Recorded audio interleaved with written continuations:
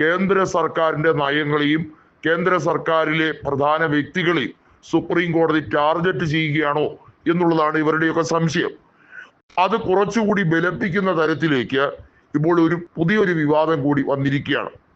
സഞ്ജയ് റാവത്ത് എന്ന ശിവസേന ഉദ്ധവ് വിഭാഗം നേതാവ് അദ്ദേഹത്തിന്റെ പുസ്തക പ്രകാശനവുമായി ബന്ധപ്പെട്ട കാര്യത്തിൽ, അതായത് നരക് തല സ്വർഗ് എന്ന് പറയുന്ന അദ്ദേഹത്തിന്റെ പുസ്തകത്തിൽ കൃത്യമായി പറഞ്ഞിട്ടുള്ള ഗുജറാത്ത് കലാപവുമായി ബന്ധപ്പെട്ട ചില വെളിപ്പെടുത്തലുകൾ അത് വീണ്ടും കോടതിയുടെ പരിഗണനയിലേക്ക് വരും എന്ന് വ്യക്തമാകുന്ന സാഹചര്യമാണ്. അതായത് സഞ്ജയ് റാവത്ത് പറഞ്ഞിരിക്കുന്നത് ഗുജറാത്ത് കലാപവുമായി ബന്ധപ്പെട്ട സാഹചര്യത്തിൽ അവിടെ കലാപം അടിച്ചമർത്താൻ ഭരണാധികാരികൾ ശ്രമിച്ചില്ല. അന്ന് മുഖ്യമന്ത്രിയായിരുന്ന നരേന്ദ്രമോദിയും അതുപോലെ ആഭ്യന്തര വകുപ്പ് കൈകാര്യം ചെയ്തിരുന്നത് കൃത്യമായും അമിത്ഷായുടെ നേതൃത്വത്തിലുമായിരുന്നല്ലോ എന്നാണ് സഞ്ജയ് റാവത്ത് പറയുന്നത്. നരേന്ദ്രമോദിക്കും അമിത്ഷായ്ക്കും ഈ വിഷയത്തിൽ വലിയ രീതിയിലുള്ള വീഴ്ച പറ്റി.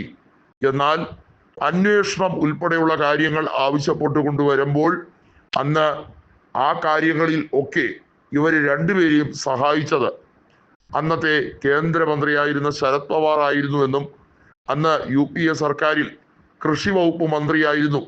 2004 കാലഘട്ടം മുതൽ അദ്ദേഹം കൃഷി വകുപ്പാണ് കൈകാര്യം ചെയ്തത്.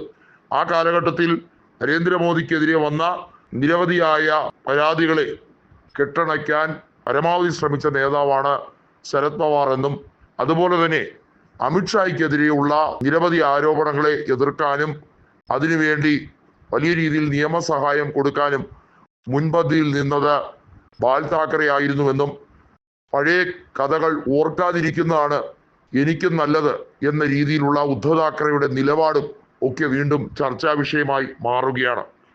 ഉദ്ധവ് താക്കറെ നമുക്കറിയാം ഇപ്പോൾ ഇന്ത്യ മുന്നണിയോടൊപ്പമാണ്. മഹാരാഷ്ട്ര നിയമസഭാ തെരഞ്ഞെടുപ്പിലെ പരാജയവുമായി ബന്ധപ്പെട്ട കാര്യത്തിൽ ഉദ്ധവ് താക്കറെ വളരെ വ്യക്തമായി പറയുന്നത് BJPയുടെ നാണം കെട്ട കളിയാണ് അവിടെ നടന്നിരിക്കുന്നതെന്നാണ്. ഏതായാലും ഇപ്പോൾ ഈ വിഷയത്തിൽ സഞ്ജയ് റാവത്തിന്റെ പുസ്തകവുമായി ബന്ധപ്പെട്ട കാര്യത്തിൽ വീണ്ടും ചർച്ചാ വിഷയം ഉരുത്തിരിഞ്ഞു വരുമ്പോൾ ഉദ്ധവ് താക്കറെയുടെ സ്റ്റേറ്റ്മെന്റ് ഉൾപ്പെടെയുള്ള കാര്യങ്ങൾ വലിയ ചർച്ചയായി കോൺഗ്രസ് എടുത്തു കാണിക്കുകയാണ്.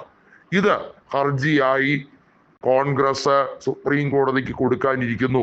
അതായത് ഏത് കാര്യത്തിലും നിലപാടെടുക്കുന്ന, അതായത് BJPക്കെതിരെ കേന്ദ്ര സർക്കാരിനെതിരെ നിലപാടെടുക്കുന്ന സമീപനമാണ് സുപ്രീം കോടതിക്കുള്ളത് എന്ന് BJP നേതാക്കൾ നിരന്തരം പറയുമ്പോൾ ഈ വിഷയത്തിൽ മോദിക്കെതിരെ വലിയ രാഷ്ട്രീയ ആയുധമായി ഇത് മാറ്റുമോ എന്നുള്ളതാണ് കാത്തിരുന്ന് കാണേണ്ടത്.